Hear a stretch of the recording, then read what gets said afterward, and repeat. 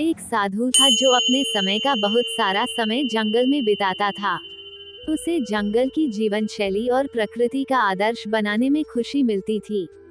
एक दिन उसके पास एक युवक आया और उससे पूछा, आप इतने समय से जंगल में क्यों रहते हैं? साधु ने उत्तर दिया, मैं इस जंगल में ईश्वर का रूप देखता हूँ।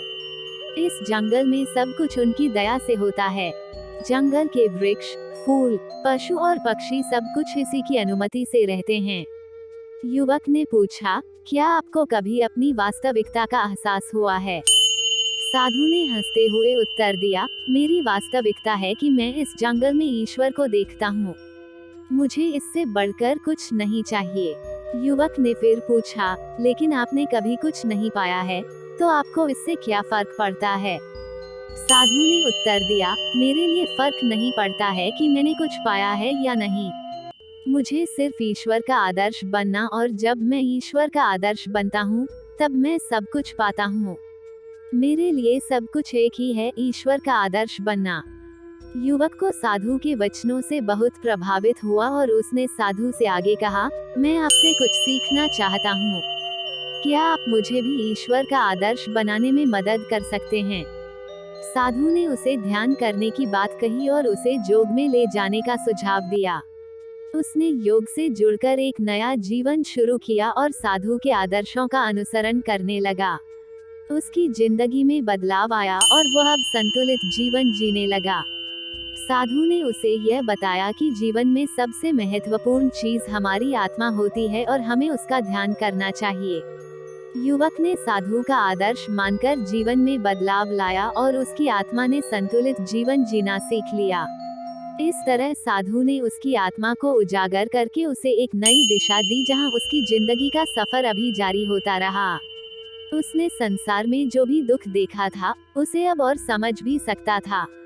उसने साधु से फिर एक बार पूछा, ये सब कुछ अच्छा है, लेकिन इससे मेरी आत्मा का क्या होगा?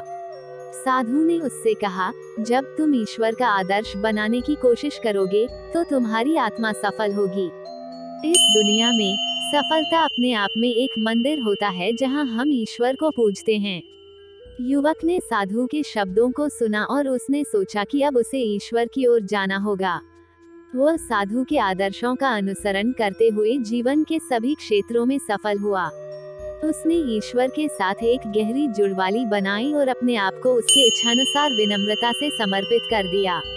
उसने एक स्थायी शांति की अनुभूति प्राप्त की और जीवन के सभी पहलुओं में संतुलित हुआ। इसी तरह साधु की कहानी ने युवक की जिंदगी में एक नया अध्याय जोड़ दिया और उस साधु की कहानी ने युवक की जिंदगी में एक नया अध्याय जोड़ दिया और उसने संसार में सफलता पाने का नया मार्ग चुना। युवक ने समझा कि धन, यश या संबंधों से वास्तविक संतुष्टि नहीं मिलती है, बल्कि ईश्वर की अनुग्रह से ही असली संतुष्टि होती है।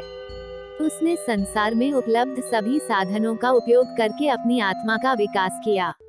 वह जान गया कि आत्मा की समृद्धि ही वास्तविक सफलता है और सफलता का अर्थ धन, यश या संबंधों से ज्यादा अधिक है।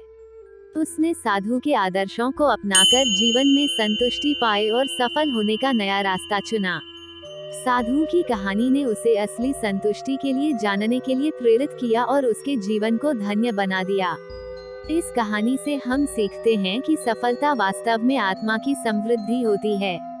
इससे हमें ये समझ मिलता है कि हमें अपने जीवन का मूल्यांकन करना चाहिए और सफलता को नए दृष्टिकोण से समझना चाहिए।